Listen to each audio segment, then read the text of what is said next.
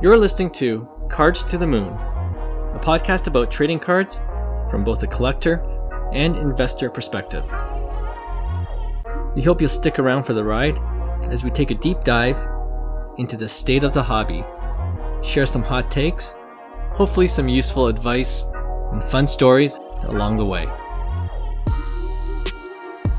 Hey guys, welcome back to the Cards to the Moon podcast. My name is Clark from 5 Card Guys on Instagram, and with me, as always, is Hyung from Integrity Sports Cards and John from Trade You at Reassess. We're recording episode 41 today, and off the top, as of this recording, the MLB lockout is still ongoing, and last week, we all agreed that we weren't too concerned about the work stoppage and how that might impact baseball card values. But that was a week ago, and it looks like both sides aren't that close to a resolution, with the opening series canceled across the league. So my question to you guys is, what are your thoughts now on baseball card values if there is a significant delay in the MLB season? I think it builds more hype, doesn't it? Okay. The anticipation, because once they play, values just drop, right? I guess when you hit expectations, right? But true. I could see a lot of stuff happening. Like, you never know with the card industry. It's usually the opposite of what you think, right? So, I could see like stuff like the minor league season is still a go. So what does that do with first chrome and prospecting? Maybe money has moved into that direction. Or it could spike an interest in vintage or other sports, right? So right.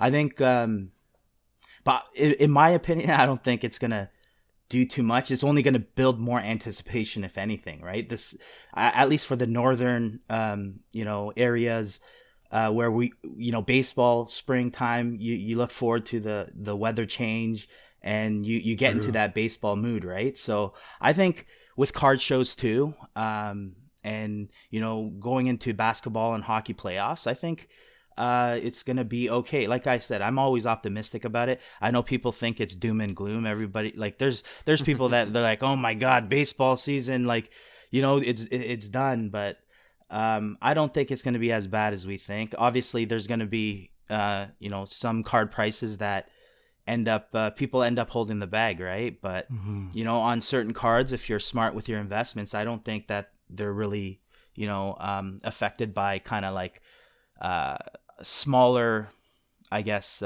situation. When you look back is what I'm saying, you're going to forget about this is what I'm saying. Even 2-3 years down the road, even maybe next season, you're going to it's going to blow by, in my opinion. Right. I can see that. Do you guys know when, let's say they come to agreement tomorrow, do you guys know when the actual season would potentially start? Is it April? I have no clue, man. Yeah.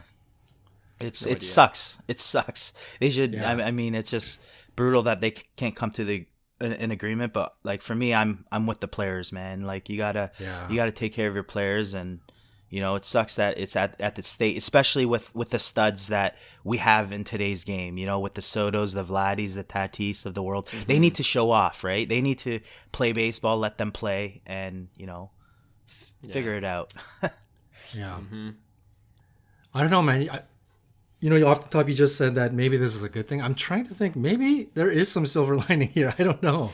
I'm getting confused because I know as of right now, baseball is still fairly flat.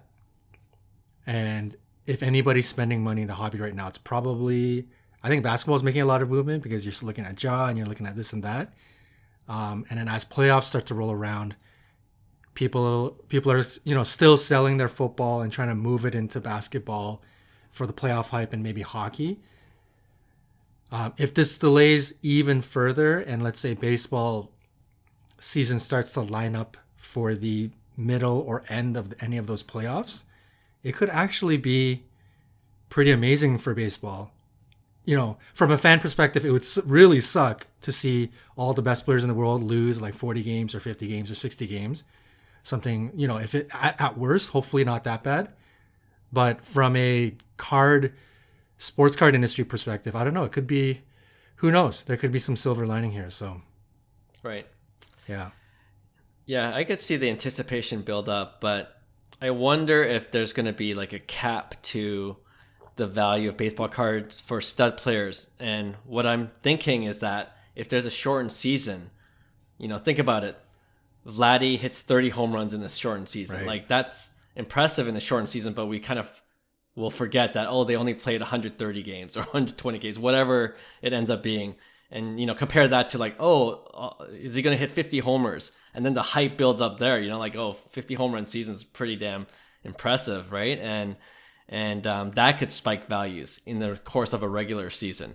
But if, at the end of a shortened season, they're racing to hit the 30 home run mark, it's like, oh, okay, that's just 30 homers, and we kind of forget the context of, them hitting the 30 homers in the season. That's what happened in the shortened COVID year, the 2020. Yeah. But then people were starting to extrapolate like Tatis's home run, ratio, and he's like, damn, he would have hit like 90 home runs, 70 home runs, right? Yeah. So it could also build unnecessary hype, I guess. But regardless, I would say it's a buying opportunity. Everybody would agree, because that's the hobbyist's perspective, right? When the market tanks, or some cards do hit the value, you know what? Yeah. That just leaves the hobbyist the better opportunity to buy, right? So yeah, that's exactly what I was thinking. Like, this will be the year you buy. Yeah, there you go. Like, in the full regular season, he's good for 50 or 40 exactly. at least. Right, exactly. So that's a good strategy. But yeah, I've seen other arguments where it is sad to see players not going out to play, obviously, but guys like Trout turning 30 this year, or he's 30 this year, and a lot of these studs are in their prime years, and it's kind of a shame to see even a little bit of time wasted just negotiating, right? Yeah, no, I could see money going into vintage at that point. Let's just say there is a lockout, right? So it's like you start moving the money out of the prospects, because I think the train of thought is, okay, these prospects are getting older. Like, let's just say like Luis Robert, right? He's approaching 26 now, and he hasn't played a full season still because of the circumstances, right? So I could see some money being moved to vintage or even other sports, right? So it's going to be interesting though. But like, regardless, I think the strategy stays the same. It's the GOAT type players that that are rare, numbered cards. I think that's going to be your protection at the end of the day, because you're going in on it long term or semi long term for the most part, right? Because you believed in the player. The guy hasn't even played a single game, and you're gonna try flipping, right? That's the mentality we kind of have to get out of, right? The more people that do that, and create that, I guess, supply demand, the better the cards will hold, right?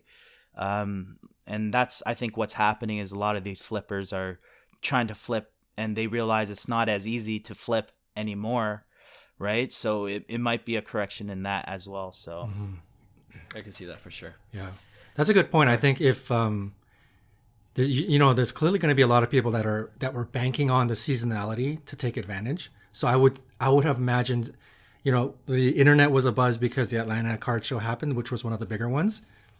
And I'm sure all of the dealers there, because the reports were out that it was all baseball, that they were banking on this spring training, like this moment right now, for that baseball buzz to sell, and then maybe move those cards into NBA playoffs or whatever, right? But what happened was, there was a lot of baseball out there, but I don't think people were really buying that much because the buzz for baseball is not there. So that's something to keep in mind as the MLB news, hopefully not, but if the news continues to get more grim and more, worse and worse, these people that were banking on using this money to get into NBA playoffs, they might start to get desperate. And you might start to see some of those big boy baseball cards that we've been waiting for start to sell for really cheap, come out on auctions. And, these people are like, you know what? I can't help it right now. I have to sell this because I really want to go buy that Tatum Prizm out of 199 or whatever, right? People might start to get desperate. So just something to look out for people that were looking to kind of take advantage of baseball. If the news continues to get worse, especially if they say, you know what, we're going to lose half the season or something really horrible. It could be a huge buying opportunity. Yeah, good point. I like how both of you guys are optimistic and see the bright side of a potentially really bad situation. But hopefully there'll be a resolution soon so we can just watch some pro baseball and get on with it. All right, let's move on then to hobby headlines. This week, Card Ladder introduced a cool feature on their site where they indicate whether a sports card auction is a verified sale or not. And they do this by having a human personally review the auction. And the whole point, or one of the main points of offering this, is to point out auctions that might have been shilled. And for people who are new to the hobby and are unfamiliar with the concept of shill bidding, it's when the seller of the card has a separate account where they bid up their own auction on that account to inflate the final sale price. So back to Card Ladder, they mentioned that they believe that only 4 of the last 20 auctions of the Patrick Mahomes Prizm rookie card, PSA 10, weren't shilled. So just 4 of the last 20, which is ridiculous if it's true. Now, we hear stories all the time about potential shilled auctions, but without definitive proof, I don't want to accuse any sellers here, but I do want to generally discuss this issue. So first question, do you think shilling is still a big problem in the hobby? And if you do, what would you say are some key signs that an auction might be shilled? 1,000%, it's a huge problem. And I think, I think eBay should spend more time worrying about that, totally. Instead of worrying about the authentication, because, like, honestly, that's, to me, it's like I never had a problem buying raw cards. And I think, you know what I mean? It's focused kind of like that energy on, on something that's more important, like shilling, right? So right. I think a key thing is obviously zero bidders. If you look at the bid history, and I'll tell you something, like I sold some cards over the weekend, and usually on the more popular cards, like the Young Guns PSA 10 or Silvers, they shill other people's items to get the comps higher, right? So to promote their own as well, not only shill their own auction items. So I had to actually block some bidders and cancel some bids on like a McDavid BGS 10 I had, for instance. They're trying to shill it up, and you could tell because there was the feedback and the bid patterns, right? So right. Definitely if you're bidding, I find that it only happens on more of the, I guess, the popular cards, not so much more the niche cards. You don't have to worry about every single bid, but majority of the time it is price or cards that sell every day.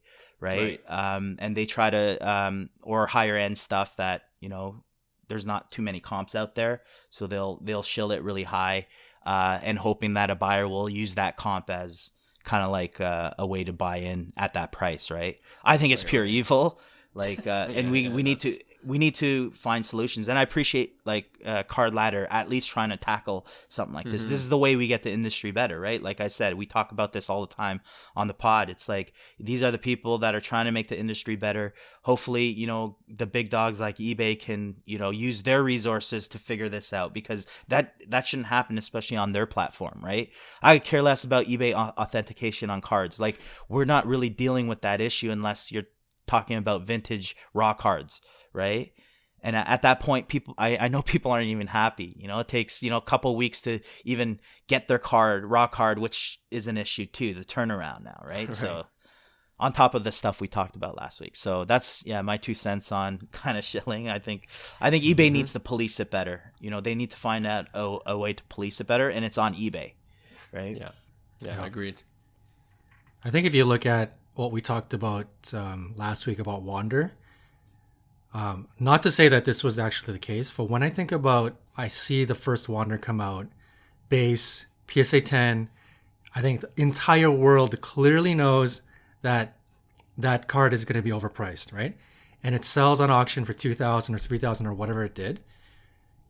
It doesn't make sense. And for me, I feel like that card could be a huge candidate for shilling. Right? Because if I was somebody that was looking to scam or to shill, and let's say I sent in 20 Wander bases at PSA Express levels at $300 a pop, right? And let's say I'm crossing my fingers to get 10 or 12 PSA 10s. That first one that comes out, I go in with U3 and we start shilling it to $3,000, even though we don't, we end up paying ourselves or we don't end up paying it. That's like a baseline price. And now everyone realizes the secondary I may not get 2,000, I may not get 1,800, but I might get 1,500, I might get 1,100, I might get 900, which is still going to make me some giant profits on these next 10 that I start to list, right? So when I look at something like the Wander base PSA 10, when everyone clearly knows that's not the right price, so you think to yourself, who would bid on that? I feel like it could be something like that. Like the Mac Jones Donruss, same kind of idea, right? There's only 10 available, and it could be the one guy with all 10, and he decides with his buddies, I'm gonna try to shill this to create a floor, and then hopefully I can start to profit off of this, right? So I'm not saying that that's what happened, but I'm just trying to make sense of those kinds of situations. Like it doesn't make sense. And anybody we know with half a brain would never spend $2,000-$3,000 on a Wander-based PSA 10. There's only it only has downside. There is no upside to that card. So that's like one kind of big sign for me. Like I feel like that's could be a big indicator. And I mean, let me ask you guys in terms of like auctioning. For me, you know, I'm very guilty of this. I'm totally an eBay sniper.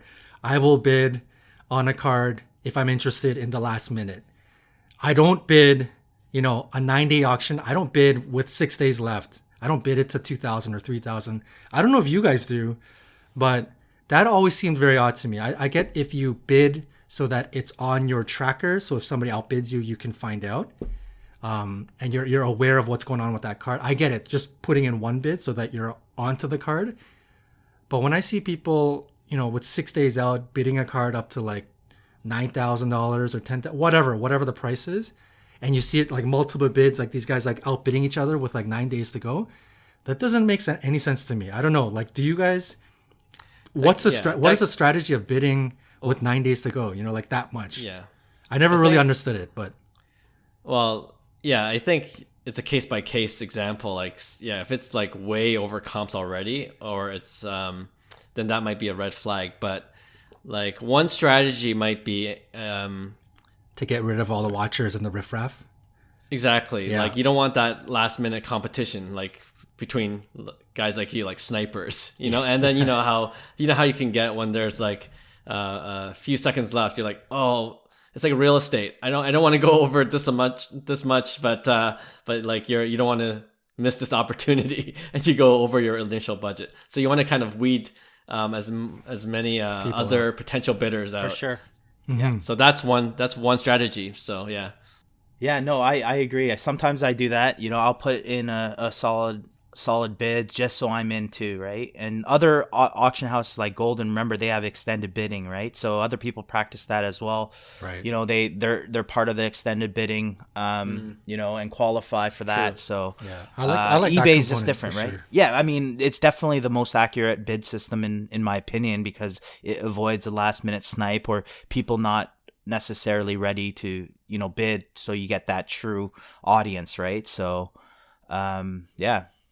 I mean, I don't know what the answer is. I don't know how eBay would properly combat this, whether they have to, you know, everybody has to be like you got to have certified accounts, and if you bid and you happen to win, like you have to pay for it. Something stuff like that. I don't know. There's got to be some way to do accounts, stricter guidelines of who can just create an account and just start bidding, right? Like, you know, it usually never happens with people with feedback. Right? It's always the people that, you know, don't really have any, you know, profile or anything, right? So that's what I'm saying. It's like they have all this resource. They could figure it out. It's like you just opened up a division for eBay authentication, which is ridiculous, right? But yeah. Sorry, there's one more thing that I find funny. It's when bids go over buy it now listings. Right. You know what I mean? With time left. Like I see that, but I will say, that's I a did question also mark too. sell. I also did sell a card over comp too, right? So it does sometimes happen, and it was paid for. So there might be some reasons. Maybe it's sentimental. Maybe it's a serial number. Canadian buyer. Exactly, Canadian buyer. They don't want to pay the import taxes. A rich guy who doesn't care. Right. Or he's looking long term, right? It's like, I don't got time to research comps. I'll take this one. I like Soto. It's very possible. Very possible. A lot of reasons. But, you know, like I like the signs you guys mentioned. Like some cards are more prone to potential shill bids, like ones like you mentioned with not a lot of comps.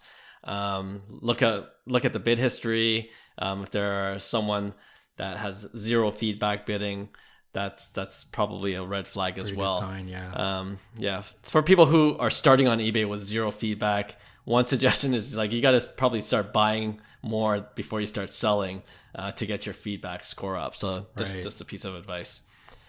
All right. So before we close this section out, do you guys have any ideas of ways to prevent shill bidding? We kind of talked about it, but is there anything, you know, we talked about extended bidding after the initial auction end.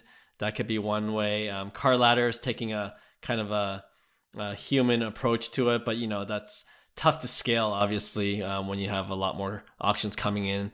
Yeah, I don't know. I don't have a real answer to this, but I want to throw it to you guys. Yeah, no, in my opinion, it's the people that have the largest selling platforms. They are the ones that have to take charge and, you know, come up with a solution for this, right? And it's only really eBay.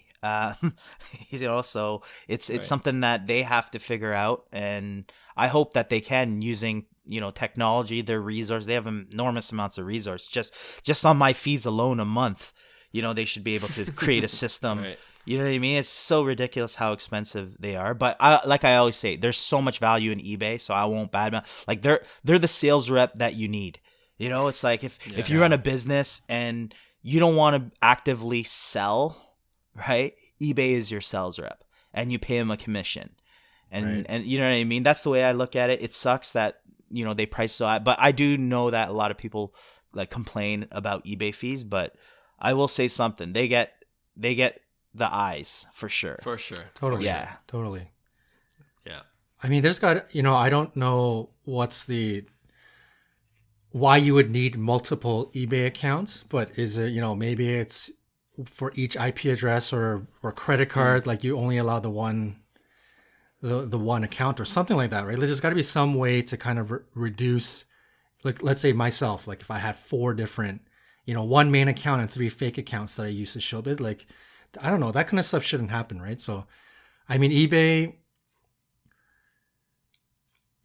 reminds me of, like, I used to work at Rogers, which is, you know, one of the big telecom companies here in Canada, back in the day. And when the iPhone first came out and Rogers kind of had exclusive rights before any of the other big companies had it, like that was a money-making machine. Like you could close your eyes and you're making insane money and you were kind of spoiled. And I feel like eBay has been that. They've been the one and only engine to sell sports cards for the last little while, and they've just been killing it.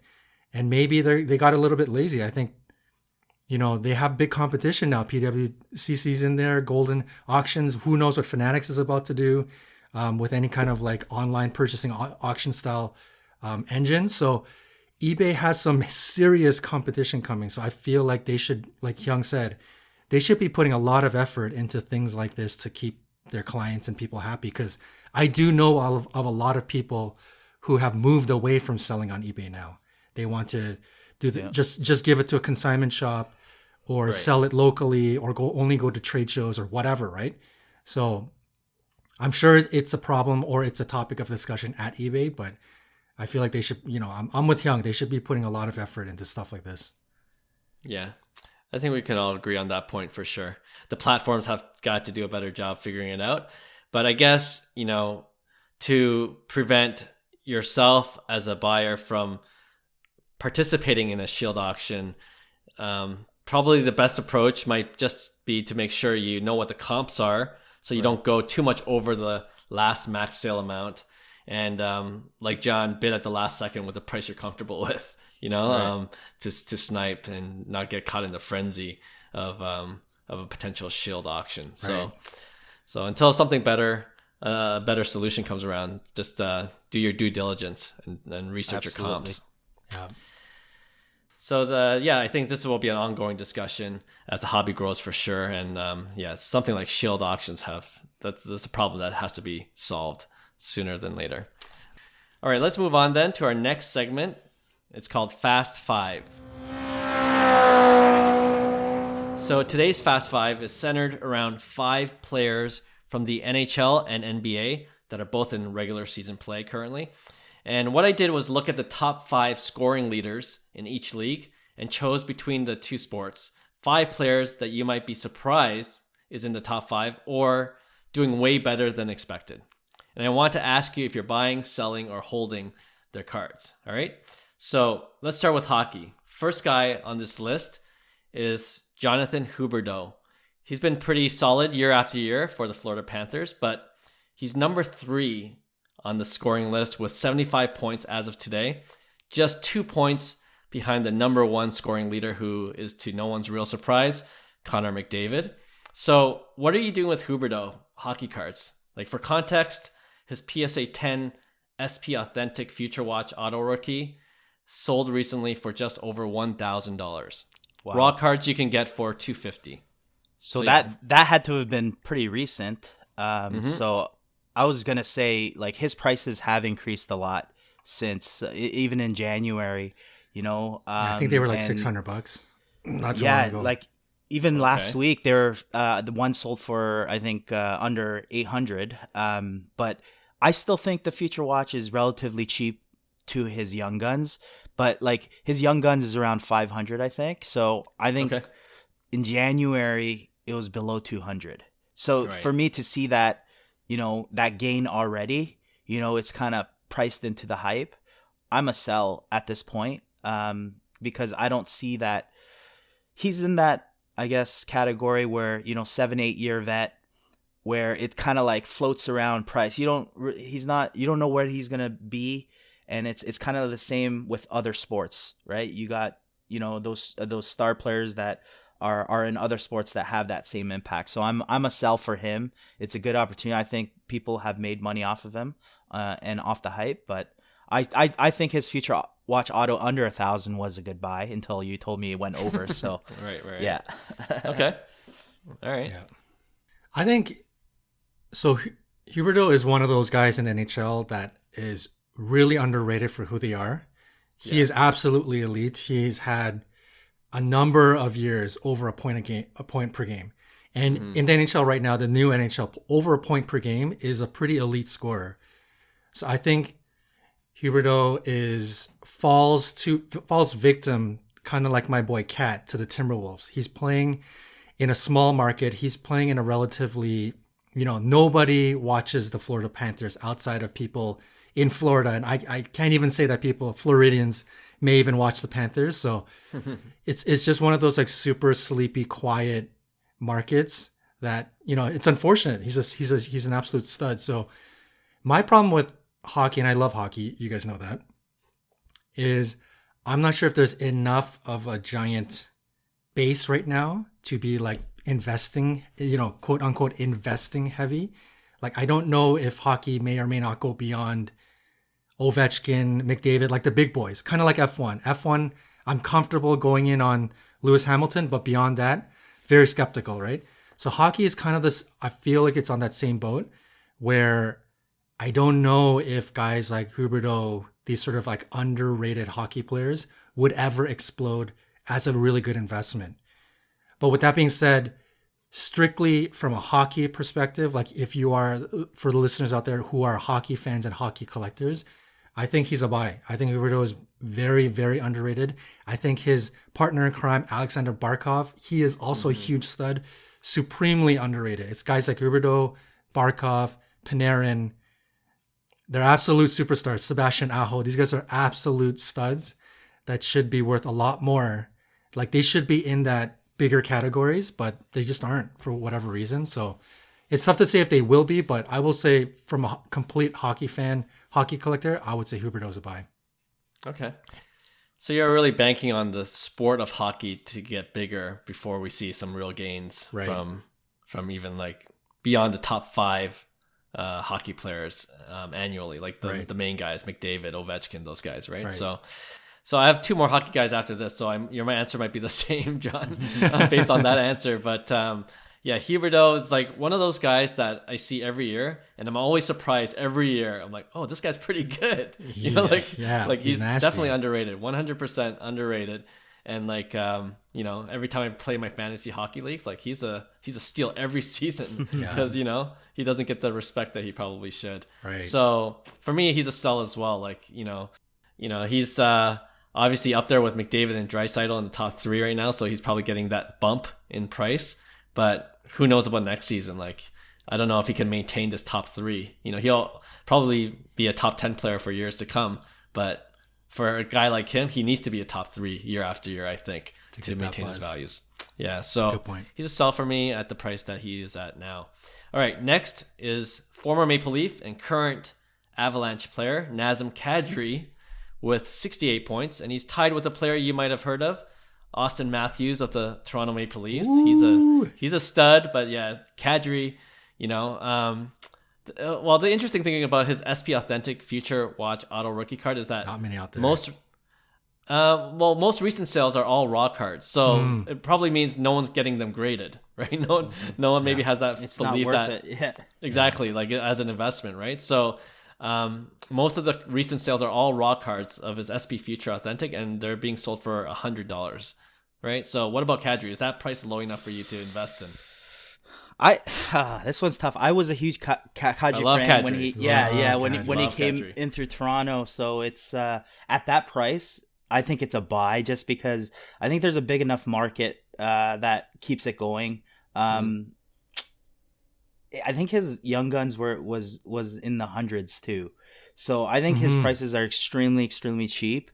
I don't know if it's a huge investment, but I don't mind it. I think it's a decent buy at that price. Yeah. Okay.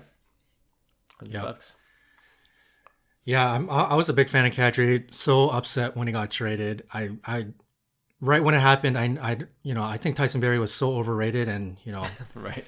I was so mad. Anyways, that's beyond that point. Kadri is he wasn't. Nobody really thought of him. This year for Kadri is kind of like that moment for investors or people in general, fantasy hockey, whatever you want to call it. People's minds, like I said, change my opinion of you, change my mind about you, right? So he's on people's minds now because, oh shoot, he's top 5 in scoring. I didn't expect that out of Kadri. So he reminds me of like Brad Marchand. He is a two-way, got some decent skill sets, that agitator kind of player. Right. And Brad Marchand was the same kind of deal where he was kind of like a perennial 50-point getter. Most people are probably like, he's getting 50, 60 points because he plays with, at the time it was Krejci and Bergeron and stuff like that. He's just kind of like this pesky guy that kind of just mooches off of these studs, right? And Kadri was sort of also that kind of player, like perennial 50-point getter. So I think for him, Marchand out of nowhere one year got 95 points. And from then on, he started to 95, 100 points. He started to be over a point per game player. And all of a sudden, he's like this superstar. His Young Guns is like $1,500. And, it exploded, right? So I think Kadri is right at that point. He's going to end the season probably top 10 in scoring. Who knows? But let's see what happens next year. And if he produces again and he's above a point per game again, I think people's minds will really change. So this is the year if you want to take that risk. And it's not really a risk. Hyung kind of calls it stocking stuffer. I don't know. Right. I don't know if $100 is for some people $100 is a lot of money. Whoa. But for some, it's a stocking stuffer. And if you're in that case where it's not too much out of your pocket, this could be a good super buy low where you just, you throw $100, $200, go get a Young Guns PSA 10, or if you can manage to find an SP Authentic Future Watch for, I don't know how much they go for, $200, $300, $400. It could be a nice little play where you just stash away and see what happens. You'd be okay with it losing money. It's not that big of an impact on your pocket. And it's one of those cards that could triple by next year. So I'm a buy on Kadri. Yeah, I really like that comp to Brad Marchand. And just a correction, his SP Future Authentic Rookie Auto, it's going for $100 raw. So it's a real good deal if it's, wondering what the price is. But I don't know if it's a homer bias. Like, yeah, I was a huge Kadri fan when he was with the Leafs, so it's like that's gonna factor into like, I might as well go for it, and, Right. and then ship it to SGC, get it quickly graded. That's just 130. You're only in for 130, $140. Right. And I just looked at while you're talking about Brad Marchand as a comp, like his raw SP Future authentic card is going for $400 now. So you could see if it's the same projection. You could 3-4x it if he goes that route, For sure. in the next couple of seasons. So yeah, I think he's a good buy at that price. Third hockey guy is Johnny Gaudreau of the Calgary Flames. He has 67 points, rounding up the top 5. And he's the same story with Kadri. Plenty of raw cards sold for about the same price, just over $100. He's having a better scoring season to date than guys like Ovechkin, Stamkos, Panarin, to name a few. So do you guys like Johnny, or is he just having one of those really great seasons? I'm a buy on him. Like, his prices are pretty low. Future Watch autos sitting at 300, and I think there's a lot of room to grow, right? So I think he's a buy. It's the same situation. I think there's opportunity to grow in that market, and he's a Calgary lifer too, so I think there is some take on that. So okay, yeah, Gaudreau is a buy. He is absolutely elite. Don't get it twisted. He was a point per game player a couple of seasons ago, and people might think, oh, he kind of fell off. It wasn't Gaudreau that fell off. It was Calgary during the COVID season. That Calgary was an absolute mess during those seasons. He's a plus 40, by the way.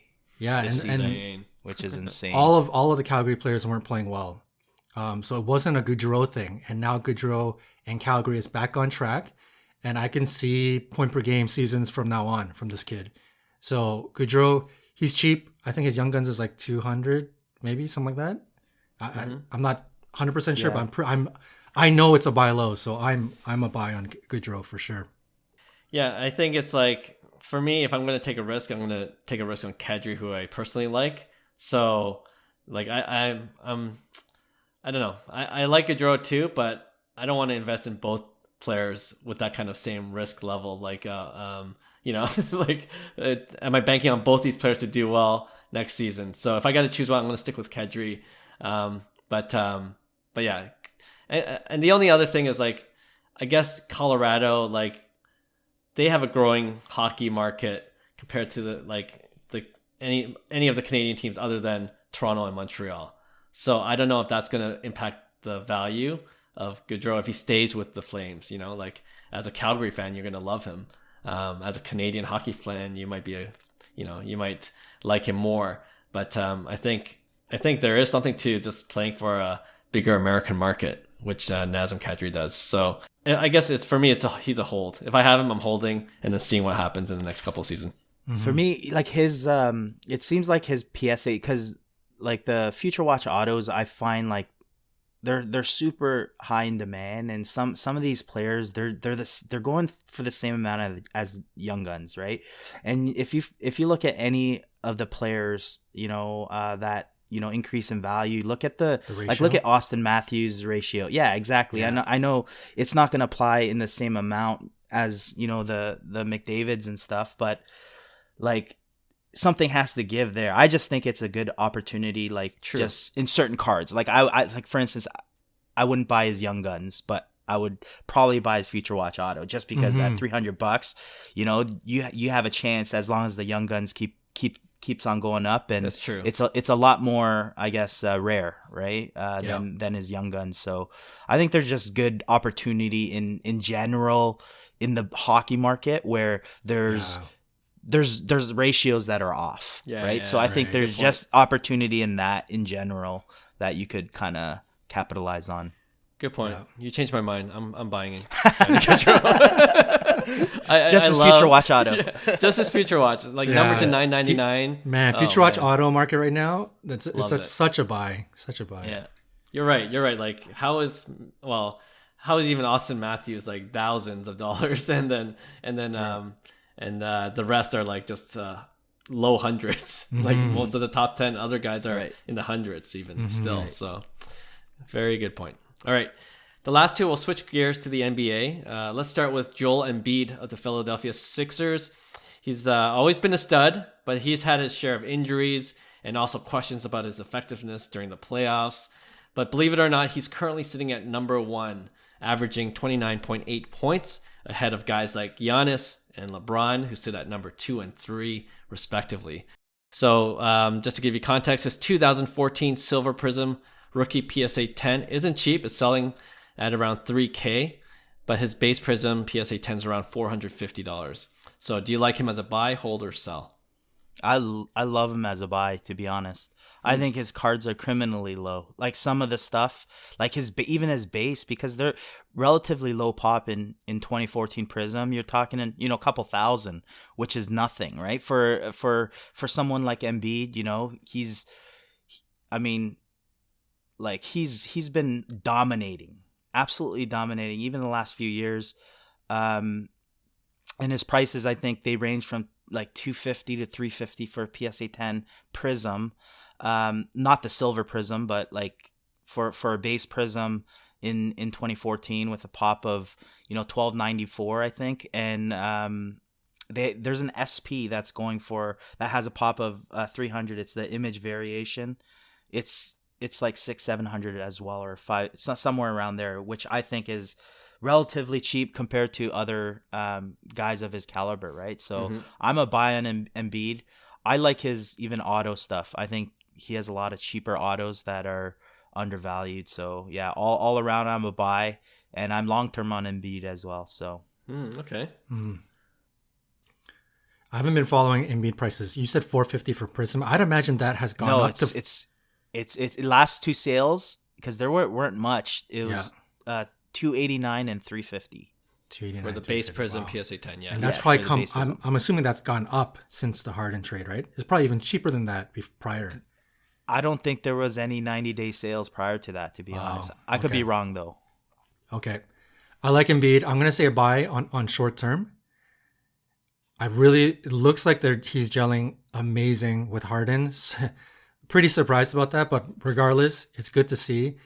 I think short term, his card is low enough right now during this whole sort of like base crash that it's a good pickup. And I think a good time to sell, and obviously I'm no pro, but this is just my own opinion. I feel like Embiid and Harden can do some damage in the playoffs. And let's say the first round, they go off. Let's say they go off for 75 points combined, and they sweep whoever their first round opponent is. I think both of their cards are going to really blossom at that point, and it could be a great sell. Taking away the risk of NBA championship, all that stuff. Like, I'm sure that could happen, but that's a great time to sell. So I think short term, he's an absolute buy. It could be a great move. Long term, I'm going to say hold. I'm going to have some concerns. Joel Embiid, let's not forget, he's very, very injury prone. He's been healthy this year, but this is a guy that can go down with another season-ending injury at any point. So long term, I'm still a little bit worried, but short term, I think he's a great buy. Yeah, you kind of hit it on the nose for me. Like I am concerned about his long-term injury, even short-term injury, and he's getting pounded in the paint. Like, he's a big guy, and people are attacking him, and playoffs just get rougher. So like I mentioned, just in my little spiel about Embiid, like the Sixers in the playoffs in recent years, I don't know if I trust the process, so to speak, of them getting beyond the first two rounds. Right. Like I was ecstatic when the Raptors got past the Sixers, but I felt like the Sixers should have won that series as well, and they didn't. I think he's a sell for me on the higher end cards. Like, it's definitely seen a run up. Like I mentioned, I think the last Silver Prizm sold for $3K. So I'm gonna get those profits. The base is cheap enough still, like you mentioned, Hyung. Like, for me, if I'm gonna just kind of have a flyer, I might buy a base PSA 10 and just hold on to that and see what happens. But yeah, for the higher end, I'm kind of looking to capture my profits and sell. All right, we'll round off this Fast Five segment with one of our former hometown Toronto Raptors favorite, DeMar DeRozan, who's killing it for the Chicago Bulls. He's fourth in scoring with 28.2 points this season. And his Topps Chrome PSA 10, which is numbered to $9.99, that rookie card sold for $2,400 recently. So he's beginning to get some love. Are you buying or selling DeRozan, who, by the way, is 32 years old and having the best season this year at his age right now? I like DeRozan, but I'm a sell at that price. You know, I think I like him long term too, but I just don't think right now is the time to buy. I think he's definitely, set himself apart this year. He needed that change, so it's good to see him like flourish in the way he's capable of. So at around 1,500 for that Topps Chrome, I'm a buy. But you just said 2,400 was the last sale. Yeah, I think that's a time to cash out, because I think his prices can drop a bit in the off season. So I like him as a long term play. Yeah. But I'm a sell right now. 100% a sell. I think, DeMar is, we all love DeMar. He's an old Raptors player, and we have that sentiment towards him. And it's amazing to see him have ridiculous success like this. Yeah. But you're talking about Chicago Bulls being in first. They're in first, right? Chicago Bulls being first. MVP conversation, like legitimate MVP conversations. When can you see this happening again for DeMar? It's going to be very, very unlikely. No knock on him as a player. We all love him. But this is the type of high that you look for to cash out on, right? Unless you're like a hardcore DeMar DeRozan fan and you PC him like crazy, totally hold it. No problems with that. But if you're in this to make some money in the hobby, you have to absolutely sell on this, because, I don't see this happening again from, like, this is the high. Like, his card came out of the grave. It was worth like peanuts.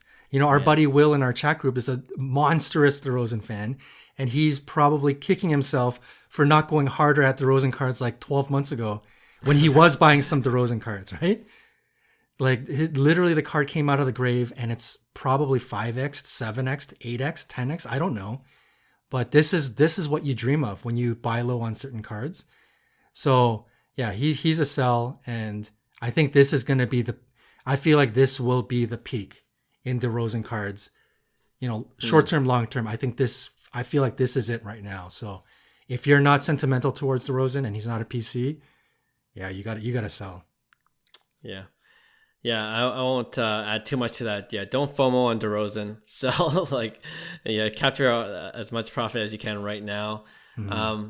But like that being said, there are some cards where there might be opportunities. Not the Topps Chrome, not the ones that everyone goes for. The same thing with Steph Curry. Like, I love the Bowman 48 card because it's a lot cheaper than the Topps Chrome, right? DeMar DeRozan, the also has a Bowman 48 rookie, which is a lot more affordable than the Topps Chrome. So that might be something I might go after. But yeah, not the higher end Topps Chrome number to $9.99 or Topps Paper Gold. I don't know how much those go for, but that could be a good one. So that's probably 30 or 40% of the Topps Chrome value. So yeah, and like I said, he's 32. Like, not a lot of players peak at like their older age. And, can he do it again when he's 33, 34? Like, age becomes a factor too. So, unless you're LeBron, right? So, and I don't think DeMar's in that tier. So, yeah, he's a sell. All right, that wraps up our Fast Five. Then we'll just end off this episode with our regular weekly segment, Pick One. All right, so this week is the regular edition, I believe. Yeah, regular edition. So we're going to pit just two regular cards or sets against one another, and then we'll debate which one we'd rather invest in. All right. Hyung, do you want to lead off? Let's do it. We're going with 2018 Silver Trae Young Prizm. All right, PSA 10. $780 was the last sale, okay? And there's a reason I'm bringing this up. Versus Ja Morant Silver PSA 10, which sold for $19.95. Okay. Yikes. Yeah. But here's the kicker. There's twice as many Trae Youngs as Ja Morant. So, John, remember we talked about this in 2019, the short printed of silver. Yep. Is that true? Maybe. So essentially, the population on the Trae Silver is 2,100 plus. Okay, so it's not bad. But the Ja Morant Silver is at 1,280. So almost, I'd say half, just a little over half, right? So it's almost double the price though. Who are you guys picking? Especially come playoff time, Memphis is looking really good. Trae Young and the Atlanta Hawks, I don't know. They're sitting in 10th place right now. So what is the better buy? I wanted to throw that out there because I knew that you guys would be like, oh, Trae Young is the buy. But given all the circumstances now that I laid it out, what do you guys think? Let's hear it, Johnny. I saw this and it's no question it's the Trae Silver Prizm. Like it's a clear-cut favorite. I'm gonna pick Ja. Oh wow! I'm going. I changed my mind. I changed my mind right now, and normal circumstance. Common sense, like we all said, don't buy into the FOMO. Ja's like on a tear right now. He just had that montage of like highlights within one game ridiculousness. Clearly, it's a high. Clearly, it's a sell moment for Ja. But just thinking about this, a little further. But I'm buying. But because you gotta I'm just trying to think the next 6 months, right? If Trae doesn't make the playoffs, his card is not going from 780 to 2,000. It's not gonna move. It's still a buy. It's still a great buying opportunity, but it's not gonna move. Ja, on the other hand, it's like Ja, Steph Curry during the All-Star game, and DeMar DeRozan right now. Like those three guys are like lifting basketball cards out of the grave into the limelight again. Basketball cards are getting that buzz it deserves. And I think Ja, as he goes towards the playoffs, and if he starts to continue to do what he's doing right now, his Silver Prizm, even though it's a high right now, it could go to $3,000. So easily. I've seen it before. Yeah, so that's why it sounds so silly to buy on a high, but I think his card is the one that you can make a profit on in the short run. So I am going to pick Ja Morant Silver. Wow. Never would have imagined I know. Johnny would conclude this. The don't buy the FOMO. I'm completely going against everything that I stand for. Nice. Unbelievable. Okay. Yeah. Do you got to be the only reasonable person in this podcast? I'm going for Trae. And yeah, I hear you guys though. Like I actually bought a PSA 10 for 800 recently, and it's gone down to 750. And it's unreal. I'm worried. Like I'm like, what the hell is going on? This guy's Trae, and yeah, Atlanta Hawks, they're a mess of a team, and and Memphis Grizzlies on the other hand are exciting to watch, especially with that. Not just Ja, but that core of young players. They're just fun to watch. So that's always a plus, having a lot of people just watching their games, even if you're not a Memphis Grizzlies fan, just watching their highlights. So, but man, at 2,000, like that's, I think there's some risk at that level. Like to tell you the truth, Ja's been injured. Sure. Like he plays 100%, 110%. Like he goes full on. Yeah. And he plays in a way that's like, you've seen his highlight dunk. Like one of these days, he's just gonna like fall backwards. Yeah, yeah. But yeah. So like, I think there's like at least another injury or two over the course of next season where maybe I could pick up his Silver Prizm for a slight discount. So I'm not buying now where, like you said, John, it's at an all-time high. Like the hype is real. We're heading into the playoffs. They're number 3 seed. They might overtake Golden State. Like the narrative is there for it to go even higher. But man, that's your definition of FOMO. Like going right into it. So totally falling for it. And I hear about the pop count too. That's a good wrench to put in there. Like I'm starting to really believe that what was the year? 2019. 2019 was printed silver less in ratio to the base. Yeah. A lot lower than the previous year. So I'm beginning to really believe that. So that's something I'm keeping an eye on still. But yeah, if you're comparing Trae Young at the current price with Jamara, I'm going with Trae. I'm going to buy another Trae, doubling down. Yeah, you know what? It's crazy because I It's a great imagine that question. you guys both would pick Trae, and I'm with John. Like, I normally would buy Trae. Absolutely, he's a buy. But I think 100%. It's such a buy low. at under 2K, just because Memphis is where they're at, and just because the pop count, I'm telling you, the pop count's going to play a huge factor in the silver because normally, like if you look at Luka Silvers, Trae Silvers, they're about the same. And then Zion and Ja Silvers are down a bit. I think Zion is more than Trae, or sorry, than Ja. But the 2019, I think, is just so short printed. And then the marriage of Memphis going deep into the playoffs, like I could see Ja's prices going insane. So for me, obviously the smarter play is the Trae Young, but if you're enticed to kind of make a gamble in terms of a flip, I don't think it's a bad play under 2,000. It starts getting over that. I think now the price is getting a little baked. I've seen that card go as high as I think 3,500 or maybe even 4K at one point. Right. So it does have legs, that card, and because there's half the population of a Trae Young, I don't see a lot of movement in the Trae Young unless somebody like Clark buys about 500 Trae Young silvers that lowers that pop down, you know? So there's just way too much supply and not enough demand at that point to sustain that price. So as crazy as this is, I'm going to go Ja silver right now. What is this? What day is it today? Just because we're a week late. March 2nd. As of March 2nd, I would buy Ja under 2K, yeah. Yeah. And again, this is like totally a like for Hyung and I, it's like of these two cards, which one could make you money in the next 3 months? It's a complete short-term flip. Right. Yeah. If we're talking what would you buy for the next 12 months? Yeah, the Trae Silver at under 800 bucks. That's ridiculous. Yeah. That's ridiculous. That's a buy. But yeah, it's I think the silver to make side money. note, I picked up a Trae Red Ice. Nice. For $750, and I was just like, man, like these red ices are so amazing. Nice. Like, Yeah. it's And the such jersey a match beautiful and card. everything? Yeah, and I'm like, it's selling for the same price as silvers, which the red ice is, I think, less pop, less right? print. So Yeah, way less. yeah, so for me, the market is just insane. Trae market is insane. How cheap he is. It's hobby logic. Hobby Logic, yeah. I'm still buying Trae. I still like buying Trae. I like his prices, so I'm a buy at Trae. So. Even Cool. not in this instance. So. No, that's a good one. That's a good one. All right, Nice. Johnny, you're up.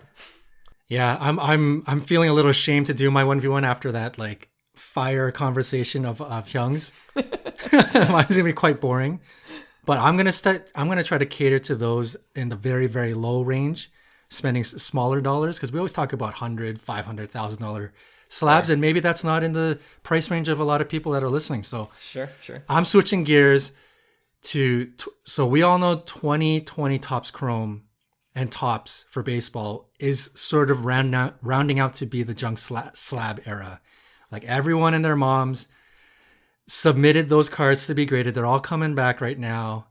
And you can, these slabs, man, some of them PSA 10s you can be buying for like $5.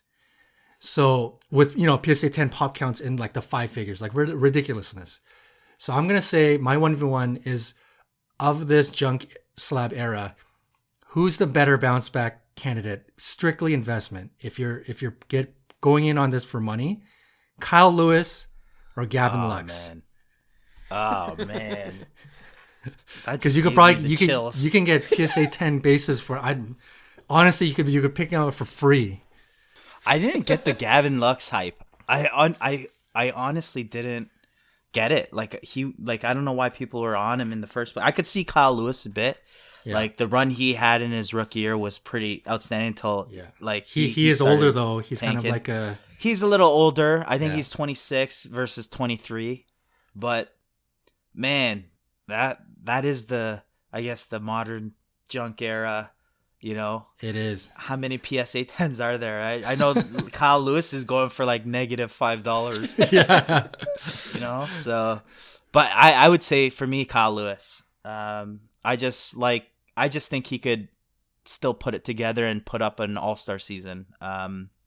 Especially, it's going to be exciting to see that Seattle team actually with like Julio Rodriguez as well, coming up this year. So, yeah, I'm going to say Kyle Lewis is the pick on my side. I don't like this at all, though.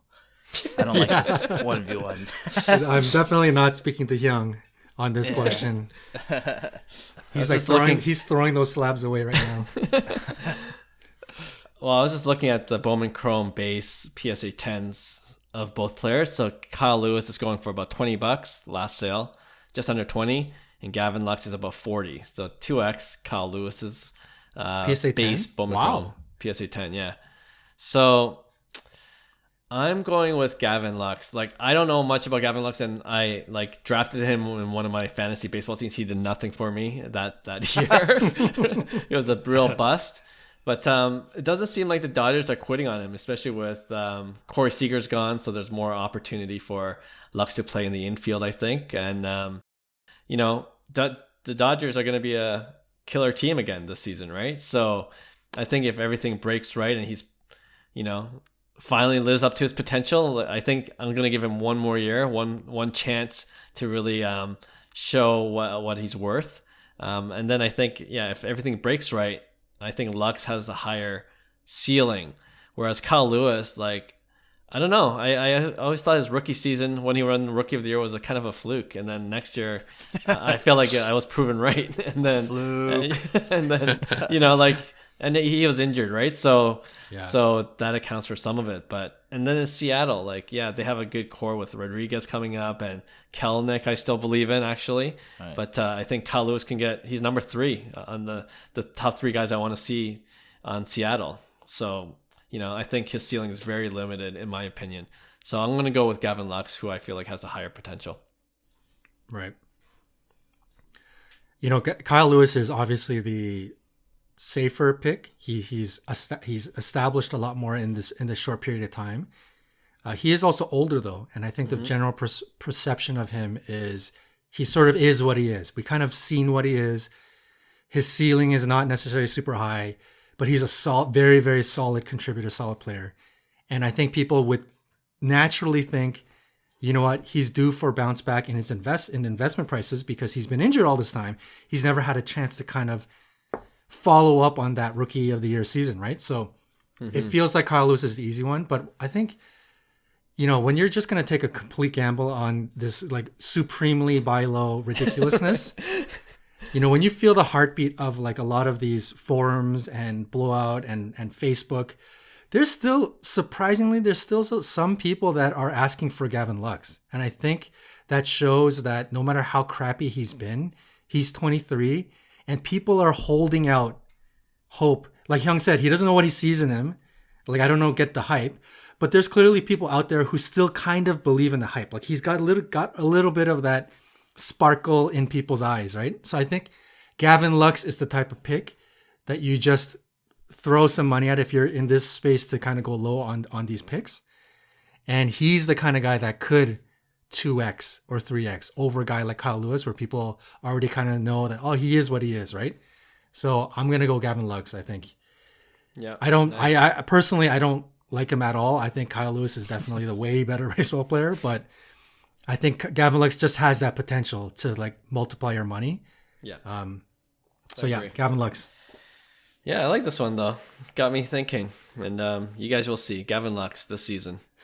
He's gonna have a great season. All right.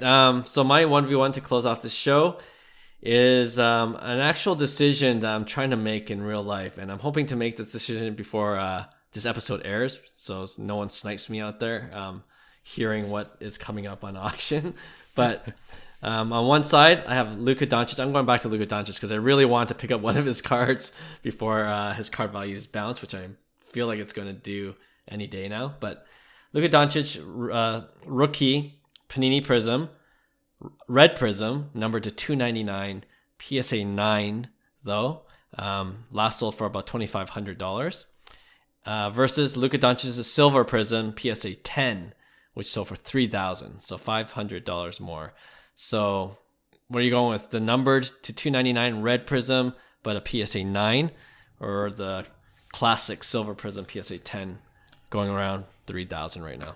I'm interested to hear what Hyung is about to say. You know me. For me, like this one's a little different just because it's Luka and it's the Prizm.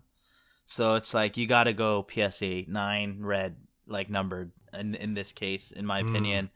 I just think there's just too many silver Prizms compared to reds, right? And this is the clear case of buy the card versus the grade, right? I think long term, especially you're in for it long term. I know it. You're not the flipper type that sees every opportunity and watches daily prices, right? So I think it's going to be a lot harder for you to grab another PSA 9 at 2,500, right? And it'll just be harder to buy. You'll always find a Luka Silver available at probably, maybe not at that price. Maybe it'll dip a little bit. I don't think the red Prizms can dip as much because the people that are buying these up are like guys like yourself, right? So I don't think they'll be available, and eventually the supply will run. But Luka Doncic, obviously silvers, will be day traded, daily. So I think the better buy in this case is the red Prizm, number 299. I buy the card, not the grade. Yeah. Okay. Man, I was really interested to hear Hyung because I'm struggling with this one. I don't clearly the red Prizm at 299 print run, it makes all the sense in the world. I do not like PSA 9s, but I certainly could make an exception here. I go back and forth. The argument for the silver is liquidity and what your end game is here, right? If you feel in the long run like you will be so happy with that PSA 9 Prizm red, like that's going to be a part of your like long-term collection, it makes sense. But if that's not the end goal, I don't know, the silver Prizm 10, the way it moves, if Luka pops off like crazy, and I don't think Luka's there yet. Like we all are I'm hoping it continues to stay low because I really want to also get in on some Luka.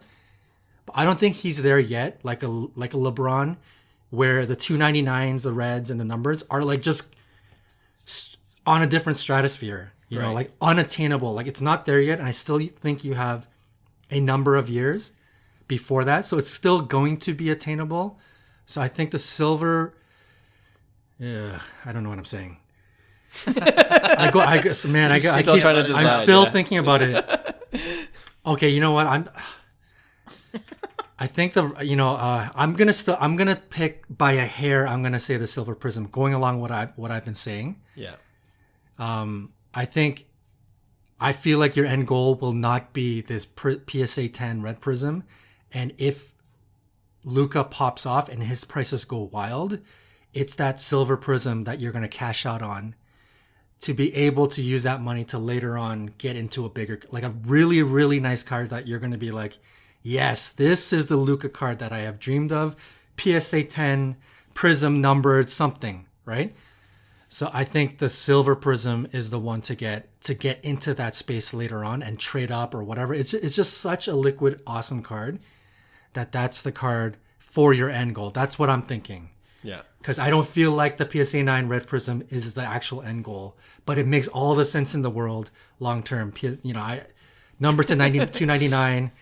I'm right there, but I'm gonna 51 to 49. I'm picking the silver Prizm.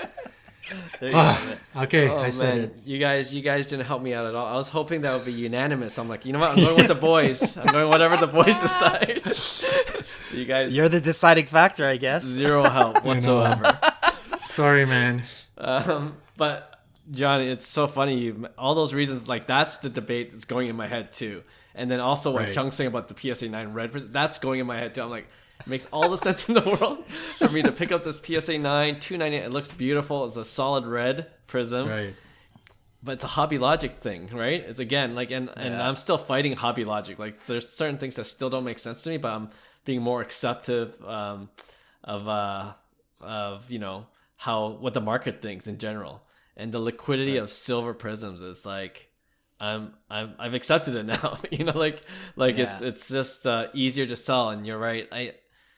I did bid. There was one PSA 9 just last week, same card, and that was on auction, and I bid $24.95. And my thinking is like, if I could get under $2,500, I'm happy with that price. Right. it sold for $2,500. Like it sold for $5 less. So I'm like, should I have done 2501? And then would I be happy with that? So, whenever you lose an auction that close, you're kind of bummed out. But at the same time, I think in the back of my head, I'm still holding out for the Silver Prizm, right? And I see it creeping back up to the 3K level. It was 26, 27K at its lowest. And, of course, I was hoping to go down to 2,500, which never happened. And Luka's playing like he's Luka again, heading into the playoffs. So, right. So yeah, I'm same 51-49 leaning towards Silver Prizm. Liquidity, and yeah, just to trade up. I think it would have been different if it was autographed. Even if it wasn't serial numbered, if it was a PSA 9 auto, I probably would have gone the other way. But yeah, non-auto. Yeah. But of an iconic set, so the Prizm. Yeah, Silver Prizm. And then, I've seen it. The other deciding factor, one more thing was that, I've seen the Silver Prizm sell for almost 10K, the PSA 10. So there's a lot of room to still grow back to that amount, I think, if basketball cards in general make a good comeback. So, yeah, so we'll see. Yeah, the Silver Prizm, I was just going to add to that. The Silver Prizm is like the iconic gold standard card for Luka. And, you're even in our collections to enjoy a PSA 10 silver, you're going to damn sure you're going to enjoy that card just as much, maybe probably more than that PSA 9, if we're being honest. I'm quite fickle, so I'll certainly enjoy the PSA 10 more. But at some point, like all of us, you'll be okay or get kind of bored and be completely okay with letting it go. And at that point, that's when the Silver Prizm is going to shine, because you're going to be able to let it go quickly, right? So you're absolutely right, yeah. And it happened to me. Like I had you guys know I had the LeBron James Topps Pristine PSA 9 card numbered to 999. Oh yeah. So I've already invested in a PSA 9 numbered, and then I sold it. Like I made like $100 profit, not much, but I've seen it go down. And while I was holding this PSA 9 Topps Pristine LeBron rookie numbered to 999, I'm like, I would trade it for a PSA 10 Topps Chrome base or like something, that's like just a higher pop. And, so I feel like it's kind of a similar case here with this 1v1. But yeah, we'll see. I'll try to, before this episode airs, I'm going to try to pick one up. So that should be a good, it would be a good podcast question. Oh yeah, totally. Yeah, let's put it out. Yeah. Totally. Yeah, I want to know what everybody thinks, because I think this is a lot. It's more common than you think, Clark. I think a lot of people are thinking the exact same thing, right? Because it's like, do you go for the numbered? And I think a lot of people in general, the rare stuff. I think that's what people tend to flock. But I think over the last few episodes, or last 20 episodes, we've been talking about liquidity a lot. So I think it's starting to become more relevant to people. So True. Yeah, we'll put that poll out for sure when this episode airs, and see. I feel like it's going to be close. I think it's going to be 50-50 almost, probably, amongst our listeners, but we'll see. All right, let's wrap up there. Another great episode. Thanks for joining us on this episode number 41. If you haven't already, please subscribe to us. And if you enjoyed the episode, we appreciate you giving us 5 stars wherever you listen to your podcast. We publish every Tuesday. And if you do subscribe and follow us, you'll get a notification of whenever we drop a new episode. So thanks again, guys. We'll see you next week. Bye. Hey, thanks for listening to Cards to the Moon. We'd really appreciate you subscribing to our podcast wherever you listen to your podcasts. And you can also connect with each of us on Instagram at 5cardguys, or you can follow Hyung at Integrity Sports Cards, or John at TradeU at Reassess. You can also check us out at 5cardguys.com. Thanks again, and hope to connect soon.